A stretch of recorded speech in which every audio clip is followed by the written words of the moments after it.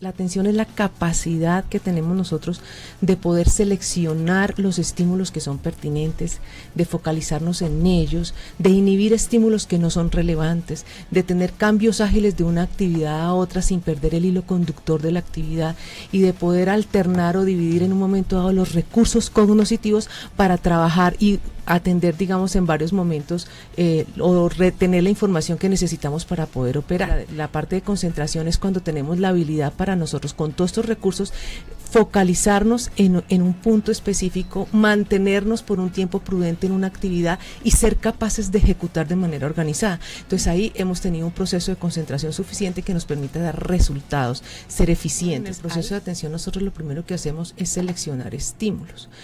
Unos tenemos más intereses en unos estímulos que otros, pero también dependiendo de las circunstancias en que estamos, vamos a ser más pendientes de algunos estímulos y dejando de lado de otros. Por ejemplo, cuando las mujeres estamos embarazadas, ahí en ese momento nos damos cuenta de todas las embarazadas que hay, porque estamos siendo selectivas. En el momento de la tarea es que no son de pronto de nuestra motivación, pero tenemos que aprender a seleccionar qué es lo que nos sirve en una actividad específica cuando estamos a nivel académico, cuando estamos a nivel laboral, tanto niños como adolescentes, como jóvenes adultos y como ya los ejecutivos.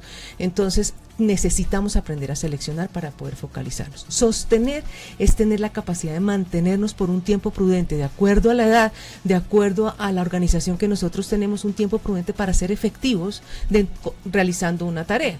La perdemos con mucha facilidad por muchos interferentes y es ahí donde vienen, donde se hacen visibles las dificultades de atención. Y pues hoy en día pues tenemos algunos interferentes mayores, que eso es lo que está creando mentes muy pendientes de muchos focos, pero de pronto que hace falta más ritmo para poder profundizar y trabajar con mucha más efectividad.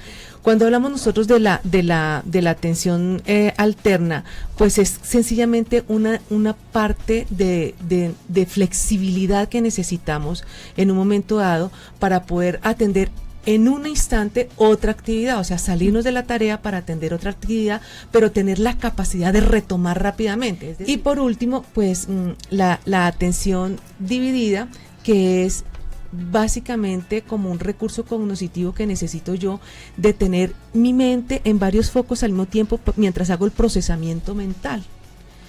Esta también se necesita mucho en la parte operativa, es como si tuviéramos esa memoria RAM abierta, que es más una función ejecutiva, de donde podemos obtener información de varios focos internos mientras estamos operando a nivel interno para poder dar alguna explicación o para poder concluir o analizar o abstraer de alguna manera. La atención es lo más lábil, lo más fácilmente alterable. Es más, es uno de los primeros elementos que uno ve en el deterioro cognitivo. Entonces necesitamos nosotros saber que muchos factores la van a afectar, ¿sí? Y no necesariamente es un trastorno por déficit de atención, sencillamente se afecta la atención.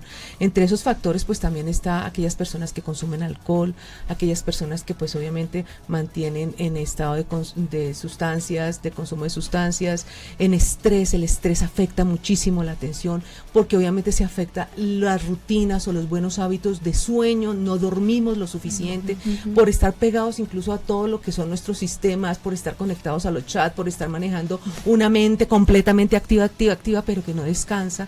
Lo otro es que no estamos comiendo adecuadamente, definitivamente eso también va a afectar los procesos de atención, y eso en términos digamos como de la parte como orgánica, pero eso de igual manera se afecta cuando no hay la motivación suficiente, se afecta la atención cuando hay muchos distractores en el medio. Entonces necesitamos aprender a controlar eso. El trastorno por déficit de atención sí tiene una alteración neurobioquímica, neurofisiológica, ¿sí?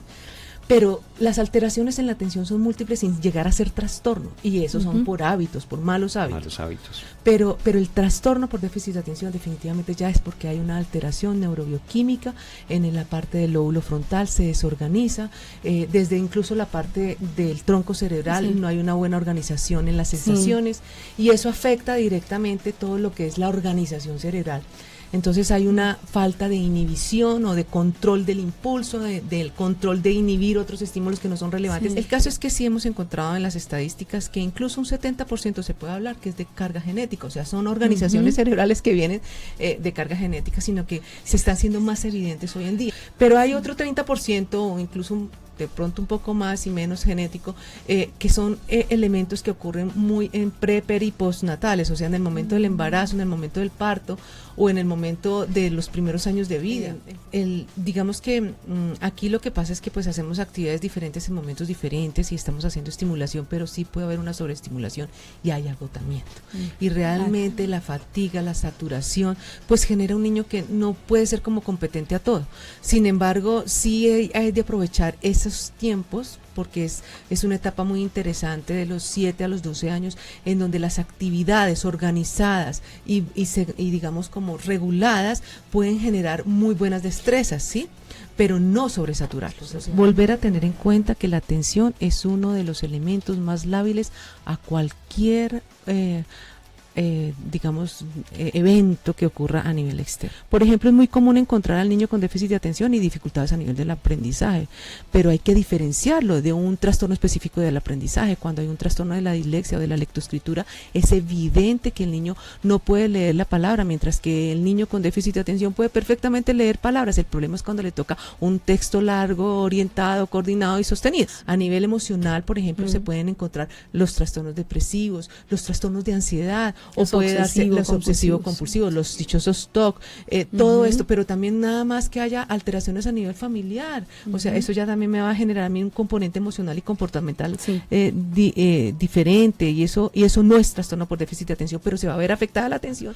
Para que haya una buena atención, definitivamente debe haber periodos de descanso. Y esos periodos de descanso para el ritmo, digamos, que uno debe permitirse al cuerpo, el que aguanta ya una persona mayor de 14 años, digamos, son 2 horas de trabajo continuado, pero con pausas cada 25 minutos. Entonces, realmente a nivel laboral también tenemos que tener en cuenta esas 2 horas. Entonces, podemos trabajar 50 minutos, una pausita rápida para relajar el cerebro, otros 50 minutos y volver ya un trabajo más de 4 horas seguidas, pero hay que hacer pausa cada 2 horas. Que tenemos que tener en cuenta que hay a veces niños con hipoactividad, o sea, no responden mucho a los estímulos, son lentos, son de procesamiento lento, velocidad de ejecución lenta, son hipoactivos, pero igual ese parece que pasa desapercibido dentro del aula porque no molesta, solamente que toca el timbre y él apenas está metiendo el libro en la maletica, pero hay que chuzar al otro también porque hace 1000 cosas al mismo tiempo y no hace lo que corresponde, y ese es ya el que se va hacia el estado del hiperactivo, pero tengamos en cuenta que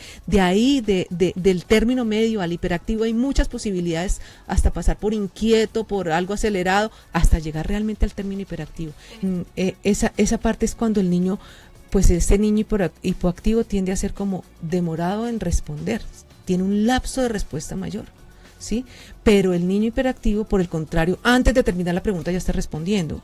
Antes de que el amiguito nada más está en una posición defensiva, ya el otro mandó el puño porque piensa que ya le va a golpear. O sea, es impulsivo. Esas características de atención, hiperactividad, impulsividad son las que están generando como el cuadro completo del trastorno. ¿Qué pasa con a los 5, 6, 7 años podemos, nosotros desde más pequeñitos pues digamos, ay Dios mío, me huele por ahí, pero no más, ¿sí? Pero realmente cuando tenemos baterías suficientes para poder determinarlos a partir de los 6 añitos, antes no es prudente. Exacto. Y en los adolescentes pues yo acostumbro a decir con mi equipo de trabajo, generalmente cuando damos las capacitaciones a los padres es, miren, tenemos que pensar que tenemos hasta, digamos, cuando son menores de 7 años hay mucho que cambiar y de pronto el trastorno como tal no se va a presentar.